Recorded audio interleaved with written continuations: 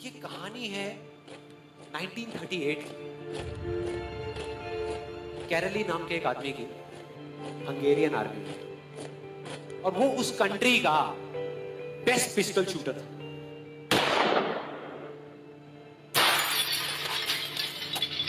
जितनी भी national championships हुई थी उस कंट्री में, उसको वो जीत चुका था।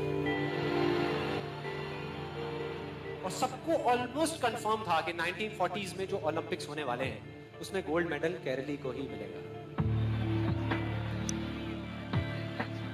और उसने सालों से ट्रेनिंग करी थी।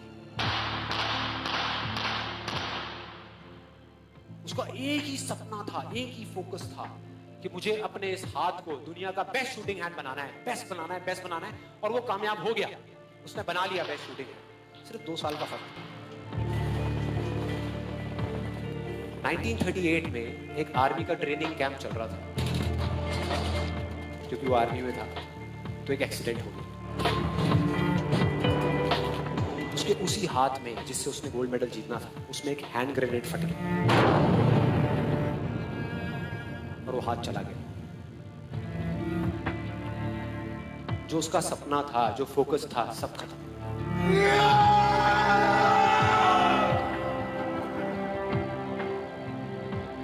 उसके पास 2 रास्ते थे। एक तो ये कि वो बाकी की पूरी जिंदगी रोता रहे और कहीं जा करके छुप जाए,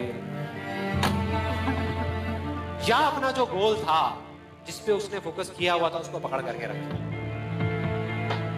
तो उसने फोकस किया उस पे नहीं जो चला गया था, जो उसके पास नहीं था। उसने फोकस किया उस पे जो उसके पास था।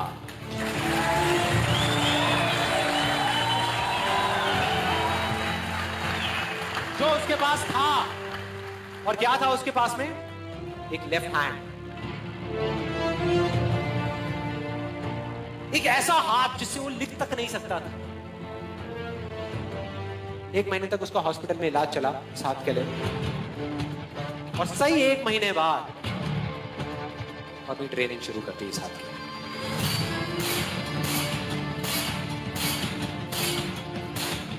ट्रेनिंग के 1 साल बाद, मतलब कि 1939 में वो वापस आया। नेशनल चैंपियनशिप्स हो रही थी वहीं पे हंगरी में, और बाकी भी बहुत सारे पिस्टल शूटर्स थे वहां पर। उन्होंने जा करके उसको कंग्रेचुलेट किया। कहा कि यार देखो, ये होता है जज्बा, ये होती है स्पोर्ट्समैन स्पिरिट, कि इतना सब कुछ होने के बाद भी तुम यहां पर आए हो हमको देखने के लिए और हमारा हौसला बढ़ाने के लिए। किसी को नहीं पता था कि वो 1 साल से अपनी ट्रेनिंग कर रहा था लेफ्ट हैंड की, और उसने जवाब दिया, मैं यहां पर तुम्हारा हौसला बढ़ाने नहीं आया, तुम्हारे साथ कॉम्पीट करने आया हूं, तुमसे लड़ने आया हूं, तैयार हो जाओ। और कंपटीशन हुआ। बाकी सब वहां पर जितने भी लोग थे वो कॉम्पीट कर रहे थे अपने बेस्ट हैंड से। ये कॉम्पीट कर रहा था अपने ओनली हैंड से, ओनली हैंड से। कौन जीता? The man with the only hand, Kairali, जीत गया। लेकिन वो यहां नहीं रुका। उसका गोल क्लियर था कि मुझे इस हाथ को, इस कंट्री का नहीं, इस पूरी दुनिया का बेस्ट शूटिंग हैंड बनाना है। उसने अपना सारा फोकस उठा करके डाला 1940 पे, जब ओलंपिक्स होने वाले थे।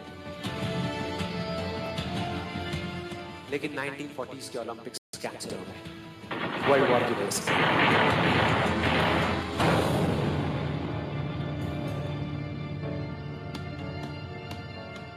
उसने अपना सारा फोकस उठा करके कहां डाल दिया? 1944 में जो ओलंपिक्स होने वाले थे उसके ऊपर।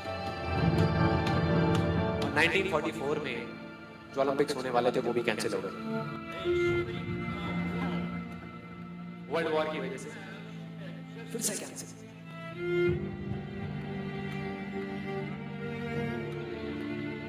इसने अपना सारा फोकस उठा करके डाल दिया 1948 के ओलंपिक्स में।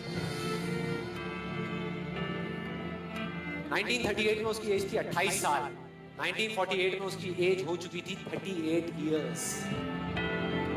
और जो यंगर जो प्लेयर्स आते हैं निकल करके, उनसे कॉम्पीट करना मुश्किल होता चला जाता है। लेकिन मुश्किल नाम का ये वर्ड था ही नहीं उसकी डिक्शनरी में। वो गया, पूरे वर्ल्ड के बेस्ट शूटर्स आए हुए थे जो अपने बेस्ट हैंड से कॉम्पीट कर रहे थे, और ये अपने ओनली हैंड से कॉम्पीट कर रहा था। और कौन जीता? The man with the only hand.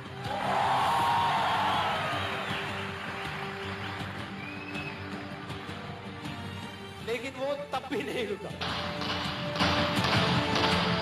1952 Olympics,